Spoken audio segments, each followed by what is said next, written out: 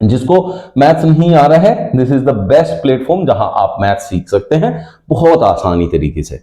चलिए next question देखिए, किसी संख्या का 40% बराबर है 12.8 के, तो वो संख्या कौन सी है? दो तरीके बताता हूं, दोनों तरीके में से जो आपको बढ़िया लगे वो कर सकते हैं। समझ लीजिए क्या 40%, उसने कहा किसी संख्या का, तो किसी संख्या को x ले लेते हैं, का मतलब गुणा होता है, 40% का मतलब 40/100, उसने कहा बराबर है 12.8 के। तो आपको यह बताना है कि इस x का मान क्या है, एक जीरो से एक जीरो कट गई, तो x बराबर क्या हो जाएगा, ये उधर जाके गुना होगा, जो बटे में होता है उधर गुना में जाता है, 128 हो जाएगा, क्योंकि ये जीरो इसकी दशमलव को हटा देगा, 4 जाएगा बटे में, तो 4 तिये 12 और 4 दूनी 8, 32 वो संख्या है जिसका 40% 12.8 आएगा। अब दूसरा तरीका मैं क्या बताता हूं आप लोगों को, समझ लीजिए क्या होता है। उसने कहा किसी संख्या का, तो किसी संख्या, ये जो संख्या है ये ऑप्शन में अवेलेबल तो है ही है, तो मैं क्या करूंगा, यहां से इस 40 में से 4 लूंगा और जो भी ऑप्शन है उनमें इस 4 की गुणा कर दूंगा। कैसे? 4 दूनी 8 और 4 चौक 16, इसमें पॉइंट वॉइंट नहीं देखना है, कुछ नहीं देखना, बस सीधा इस 4 की मल्टीप्लाई करनी है। 4 दूनी 8, 4 तिये 12, 4 6 24, इसको तो इकाई अंक ही 4 आएगा, तो ये मुझे नहीं चाहिए, और 4 दूनी 8, देखिए 4 दूनी 8, 4 एकम 4, 4 पंजे 20। अब मुझे क्या चाहिए था, यहां देखो 128, अगर दशमलव को भूल जाऊं वो कहां से मिला, 32 से, तो इसलिए वही आपका आंसर हो जाएगा। तो आप ऐसे भी कर सकते हैं ऑप्शन की हेल्प से, जिसमें आपको कुछ निकालना ही नहीं पड़ेगा। ठीक है बच्चों, ऐसे करते हैं। तो इस 4 की मल्टीप्लाई उठाई, इनमें से करके देख ली भाई 128 किससे प्राप्त हो रहा है, बस वही आपका आंसर हो जाएगा। चलिए नेक्स्ट क्वेश्चन देखें 11th। उसने कहा x का 8 से 1/3% बराबर है 150, किसका 8 से ही 1/3% 150 है, ऐसा आपसे पूछा है। ठीक है, तो आप क्या करेंगे, ये क्या है, x है, का मतलब क्या होता है बच्चों, गुणा, और ये क्या है 8 से ही 1/3, इसकी इसमें गुणा करो, 8 3 24 और 1 25/3, ऐसे ही लिखा जाता है, तो इसको मैं लिखूं 25/3।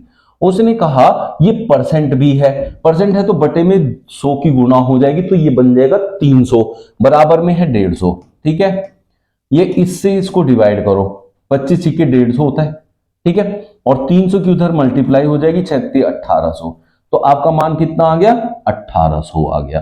ठीक है बच्चों, ऐसे करके आप सोल्व कर सकते हैं, आसानी से आपके आंसर आएंगे।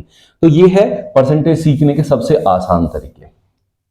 नेक्स्ट क्वेश्चन की ओर चलते हैं। नेक्स्ट क्वेश्चन हमारा क्या कह रहा है, 192 का 12.5% किसका 50% के बराबर होगा, तो 192 का मतलब गुणा 12 देखिए अगर यहां ये गुणा है और यहां भी गुणा है, इधर का परसेंटेज इधर की परसेंटेज से कट जाता है, तो यहां परसेंटेज का कोई लेना देना ही नहीं है। ठीक है, तो इस परसेंटेज को यहां काउंट ही नहीं करना, तो आपके लिए आसान होगा। मुझे इस x का मान चाहिए और 50 गुना में है, तो 50 बटे में ले आता हूं और x का मान प्राप्त कर लेता हूं।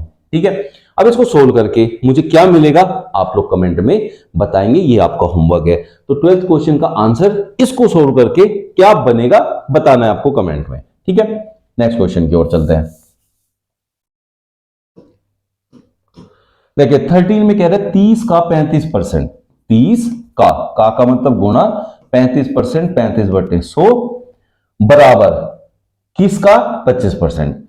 तो देखिए यहां क्या है, +1 है, पहले इस +1 को इधर लाके -1 करेंगे, तो उसके लिए सबसे आसान क्या है कि पहले इसका मान निकाल लो। ठीक है, 0 से 0 कट गया, 5 तिये 15, 3 3 और 1 10, इस बटे में 10 की वजह से यहां 0.5 हो जाएगा, इस 1 को लाकर इधर करना है माइनस, तब इधर बचेगा x का 25%, x गुणा 25/100, तो ये कितना हो गया 25 चौके 100। ठीक है, तो 25% कहीं भी लिखा उसे 1/4 सीधे लिख देना आप लोग। ये कितना बच गया 9.5 बराबर x/4, ये इधर गुना हो जाएगा, तो कितना हो जाएगा 9 चौक 36 और 2 38, तो x का मान कितना आ जाएगा बच्चों 38 हो जाएगा। ऑप्शन बी आपका करेक्ट आंसर हो जाएगा।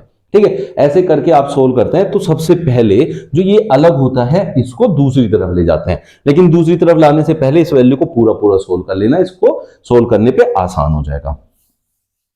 नेक्स्ट क्वेश्चन देखें 14th में, देखें क्या कह रहा है। 14 में कह रहा है 5% का 3% कितने प्रतिशत है?